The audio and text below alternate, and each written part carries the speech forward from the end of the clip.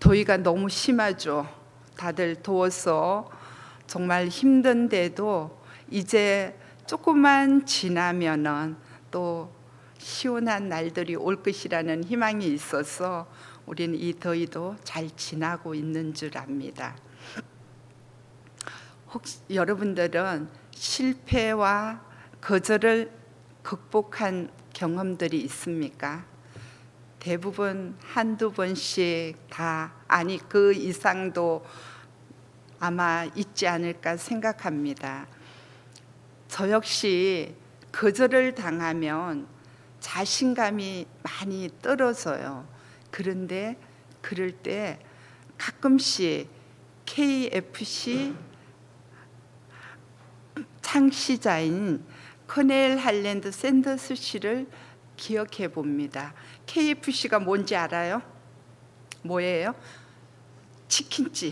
치킨집이에요. 자, 치킨집 그 제일 처음에 창시자를 기억해 보는데 그는 6살에 아버지를 잃고 어머니가 가장 역할을 하는 데서 장남으로 자라다 보니까 가난한 집에 장남이다 보니까 얼마나 힘에 겨웠겠어요.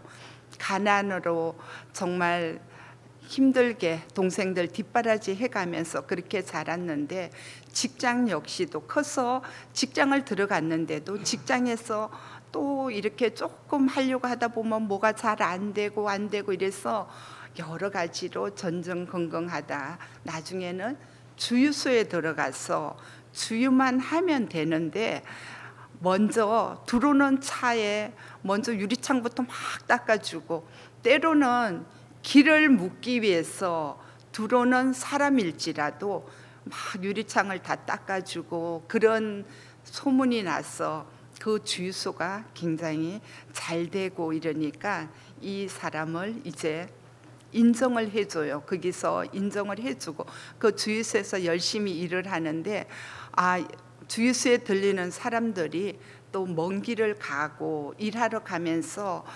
잠깐이라도 요기를 좀 했으면 좋겠다 그런 마음이 들어서 테이블 하나에다가 간단히 먹을 것들을 준비해서 주유하는 동안에 음식들을 요리한 것을 대접하는 그런 일들을 했어요.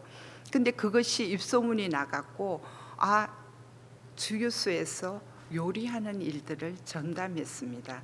그렇게 열심히 인정받으며 일한 결과 40이 넘어서 많은 돈을 벌 수가 있었고 이제 무엇이든지 할 수 있는 그런 시간들이 모든 것들이 다 준비되었어요. 그래서 그는 이제 카페를 하나 자기 이름으로 카페를 하나 차려서 그 카페를 열심히 운영하면서 많은 돈을 벌고 있었습니다.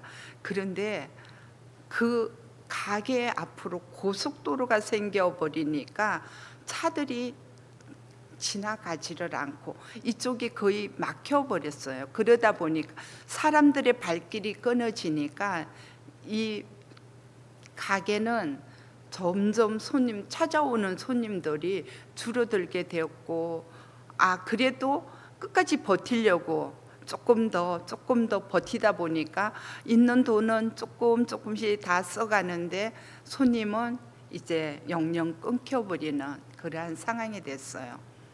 그때가 65세입니다.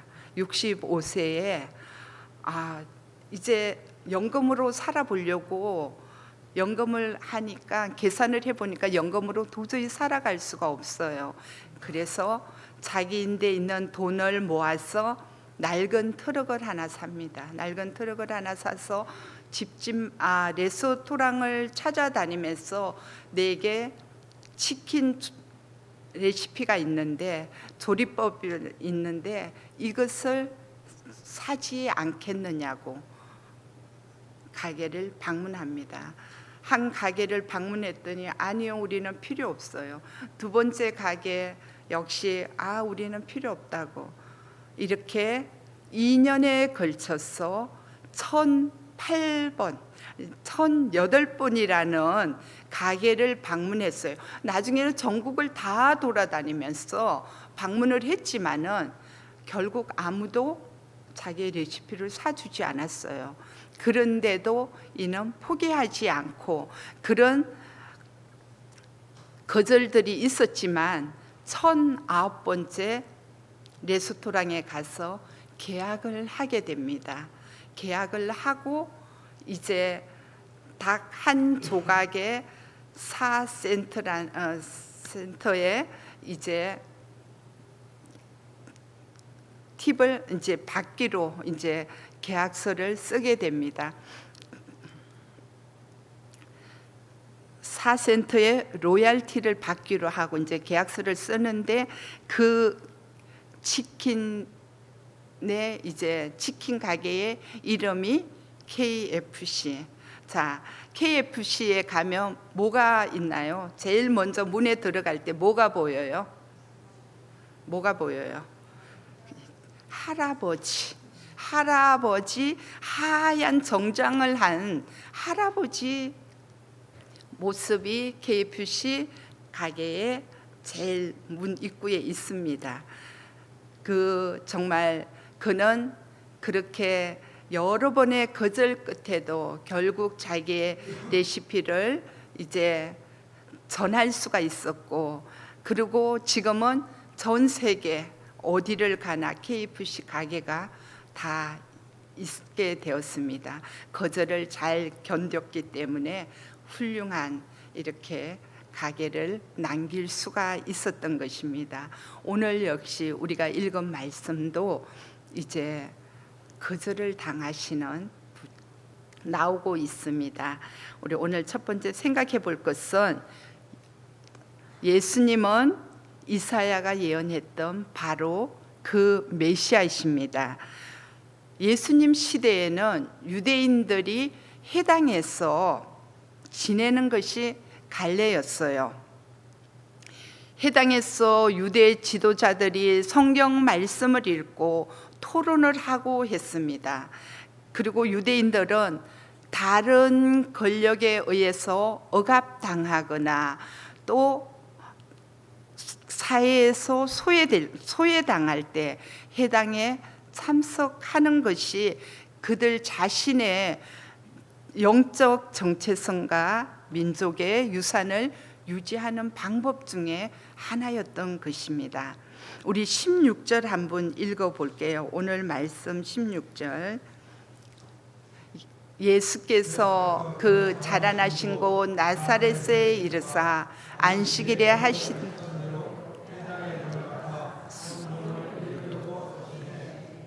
그래요. 이제 예수님께서 갈래대로 해당에 들어가서 성경을 읽기 위해서 서셨습니다. 이날 읽을 본문 말씀은 이사야가 예언했던 오실 메시아에 대한 내용이었어요. 이사야 61장 1절로 2절 말씀인데 오늘 본문의 18절, 19절에 나와 있어요. 우리 같이 한번 읽어볼게요. 주의 성령이 내게 임하셨으니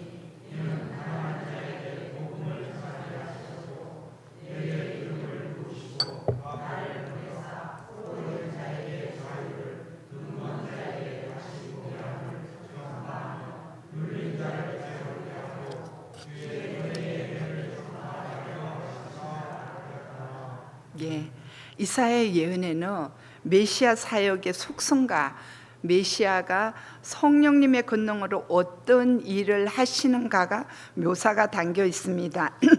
이 사역의 주된 초점은 어려움에 처한 다양한 사람들, 이제 가난한 자에게 복음을 전하고 포로된 자에게는 자유를, 눈먼 자에게 영적인 세계를 보게 하고 눌린 자에게 복음을 선포하는 그런 것이었습니다. 영적으로 피폐한 사람들의 영적 필요와 어려운 사람들의 경제적, 물질적 필요도 중요하게 생각했습니다. 바로 메시아의 사역은 영원한 필요와 현세적 필요, 저 영적인 것과 육적인 것이 모두 갖춰져 있습니다. 교회는 세상을 구원하기 위한 예수님의 구속 사역을 선포하고 동시에 고난당하는 사람들에게 현실적인 도움을 줌으로써 그들과 함께 해야 합니다.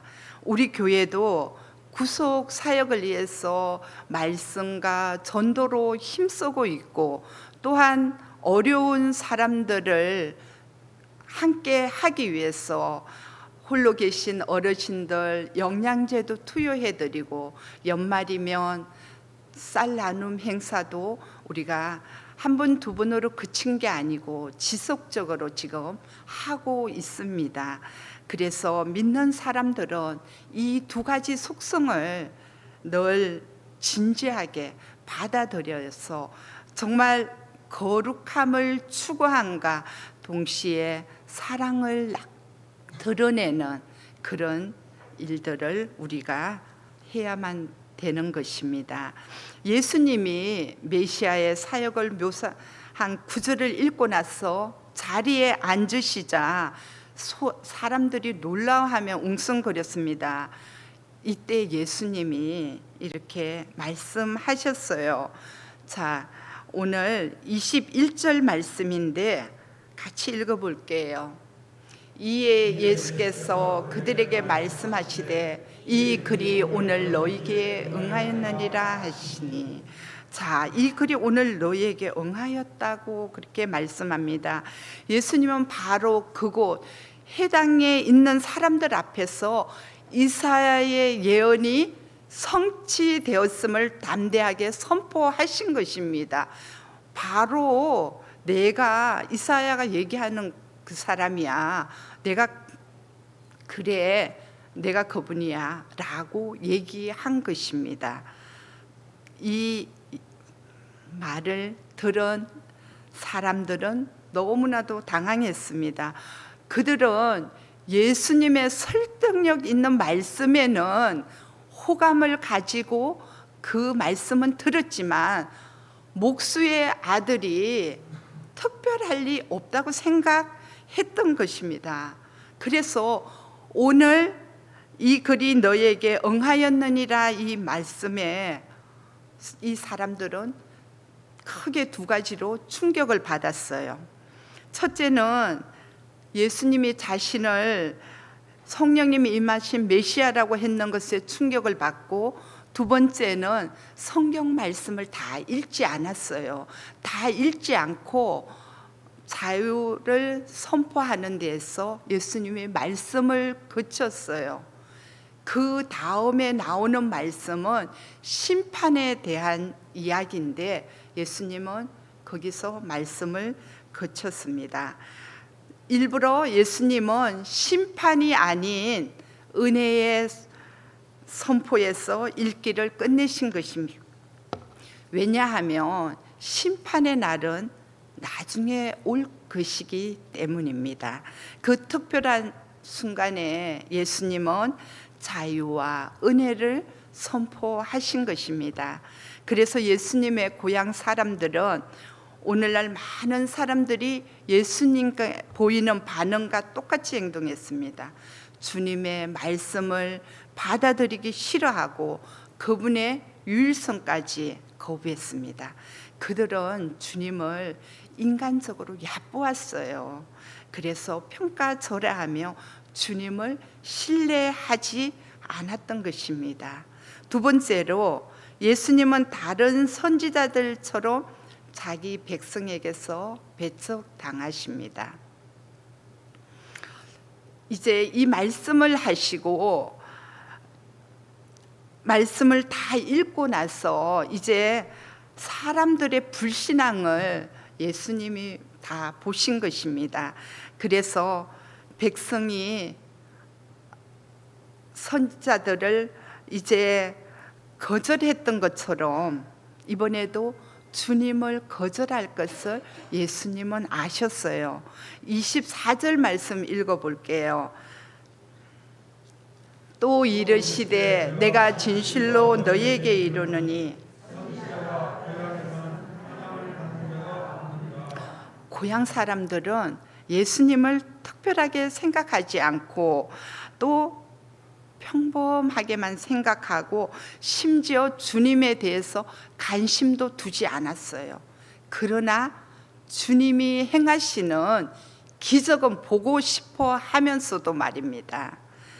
자, 매일 보는 자기 아이와 달리 친척집 아이나 친구들의 아이는 오랜만에 만나면 얼마나 성장했는지 금방 알아볼 수가 있습니다. 오랫동안 떨어져 있었기 때문에 알아보는 것처럼 나사렛 사람들은 예수님과 함께 어린 시절을 같이 지냈어요. 그래서 눈앞에서 늘 같이 이래 지내던 그런 것을 봐서 선지자의 모습으로 나타난 예수님을 선지자로 이제 잘 인정이 안 되는 겁니다. 이 때문에 예수님이 이사야서 말씀을 읽고 밝히신 진리를 받아들이지 못한 것입니다. 지금 두 가지로 1번에서 두 가지로 얘기했죠. 예수님은 첫 번째, 예수님은 이사야의 예언이 성취되었다는 것과 두 번째는 예수님은 하나님의 은혜와 자유의 날을 선포하신 것. 그런데 여기에서 자유와 은혜의 날을 선포하신데 그 기적의 수혜자가 하나님의 백성이 아닌 이방인들이라고 그렇게 말씀하고 있습니다. 예수님이 선포하신 그 말씀이 땅의 모든 족속이 아브라함으로 말미암아 복을 받을 것이라고 이제 얻게 될 것이라고 약속한 그 말씀에 의해서 모든 사람 그에게 이제 그 말씀이 전해질 것이라고 이렇게 이야기를 합니다. 창세기 12장 3절 우리 같이 읽어볼게요. 너를 축복하는 자에게는 내가 복을 내리고 너를 저주하는 자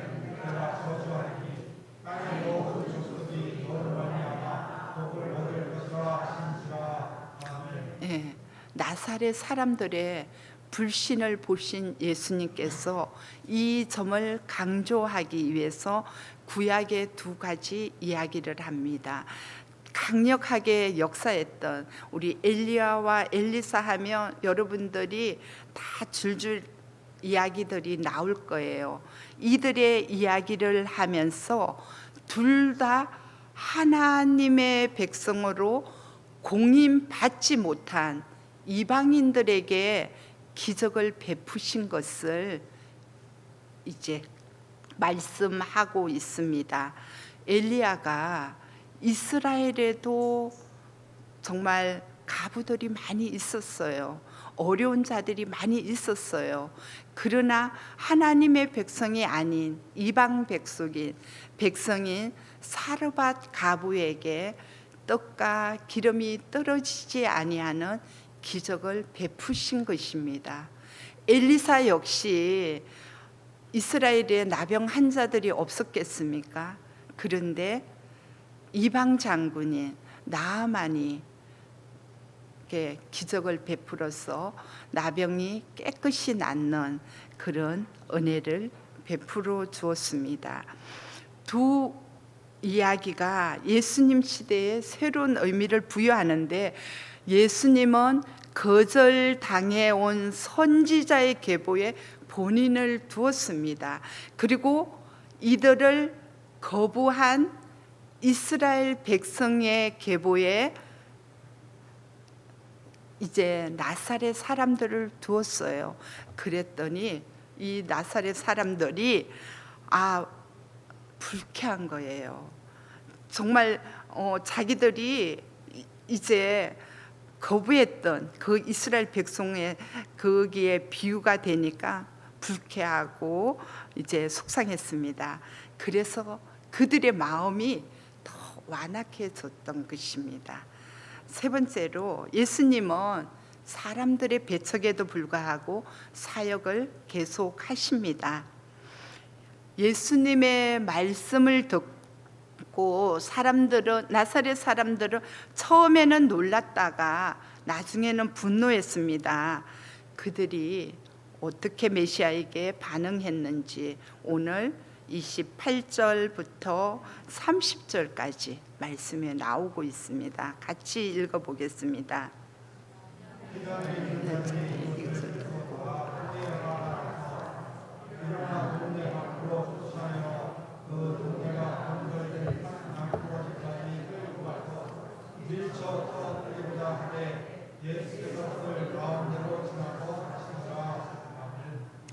예, 이 정말 말씀을 듣고 이제 나사렛 사람들이 분노해서 주님을 낭떠러지까지 끌고 가서 죽이려고 했습니다. 그러나 주님은 우리를 위해서 죽으러 오셨지만 아직은 그때가 아니었습니다.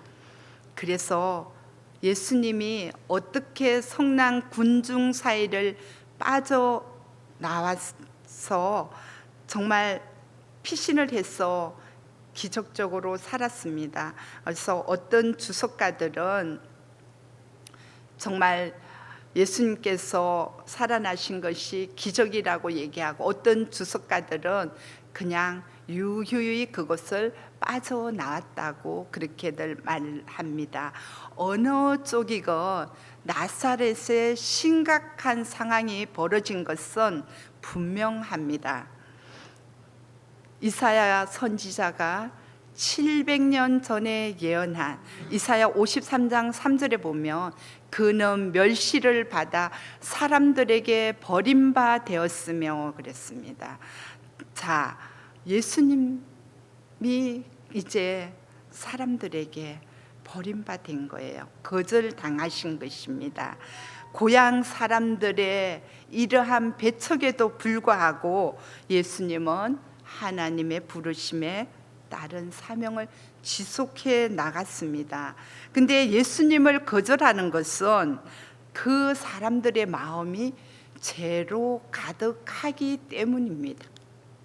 요한복음 3장 19절에 보면 그 정죄는 이것이니 곧 빛이 세상에 왔으되 사람들이 자기 행위가 악감으로 빛보다 어둠을 더 사랑한 것이니라고 말했습니다. 예수님 시대의 사람들이 예수님을 거절했듯이 오늘날 사람들도 예수님을 거절하는데, 사람들은 정말 복음의 진리에 매몰차게 반응하는데 그 이유는 진리가 그들의 마음속 어둠을 덜추어내기 때문입니다. 예수님은 자신을 따르는 자들에게 오늘날 이와 똑같은 배척을 견뎌야 할 것이라고 경고했어요. 마태복음 5장 10절에 보면 의를 위하여 박해를 받은 자는 복이 있나니 천국이 그들의 것임이라고 말씀했고, 요한복음 15장 19절에 보면 너희가 세상에 속하였으면 세상이 너희를 사랑할 것인데 도리어 너희가 세상에 속한 것이 아니라 내가 너희를 택하였기 때문에 세상이 너희를 미워한다고 말씀하고 있습니다. 여기서 우리는 위안을 받을 수가 있습니다. 박해를 받아도, 미워함을 받아도 예수님 때문에 견딜 수가 있습니다. 예수님은 거절에 직면했으나 견디셨고 끝내 승리하셨기 때문입니다. 예수님은 그러한 모습을 통해서 우리에게 본보기가 되셨습니다. 성령님이 거절을 이겨낼 힘을 주실 것입니다. 하나님이 우리를 부르시고 직분을 주신 것은 복음을 전파하게 하기 위함입니다. 그리하여서 그리스도의 복음이 널리 전파되어야 할 것입니다. 우리는 많은 박해와 반대에 직면하겠지만 그것이 우리를 망가뜨리지는 못할 것입니다. 우리는 복음을 전하면서 고나겠지만 결코 쓰러지지는 않을 것입니다. 성령 하나님이 우리와 함께 하심으로 우리는 평안함을 누릴 수가 있기 때문입니다. 사명을 감당하며 살아가려고 하는 믿는 자들의 가치는 숫자나 지표로 환산되는 것이 아닙니다. 오히려 우리 가치는 복음의 메시지대로 살고 전하는 과정에서 우리 안에 거하시고 우리와 함께 하시는 성령님 안에서 발견되는 것입니다. 우리가 그리스도 안에서 신실하게 살아가기 위해서는 요한복음 15장에 보면 나는 포도나무요 너희는 가지라고 말씀하고 있습니다. 가지는 나무를 떠나서는 살 수가 없어요. 그래서 우리는 하나님과 늘 친밀한 관계를 가져야 되고 하나님 말씀에 비추어서 행동해야 됩니다. 그리고 내 힘으로는 약하기 때문에 성령의 인도하심에 따라 성령 충만함을 받을 때 성령의 열매를 맺을 수 있게 됩니다. 우리 갈라디아서 5장 22절 23절 성령의 열매 아는 대로 한번 얘기해 볼까요? 사랑, 희락, 화평, 오래 참음, 자비, 온유, 충성, 양성, 절제 이렇게 9가지입니다.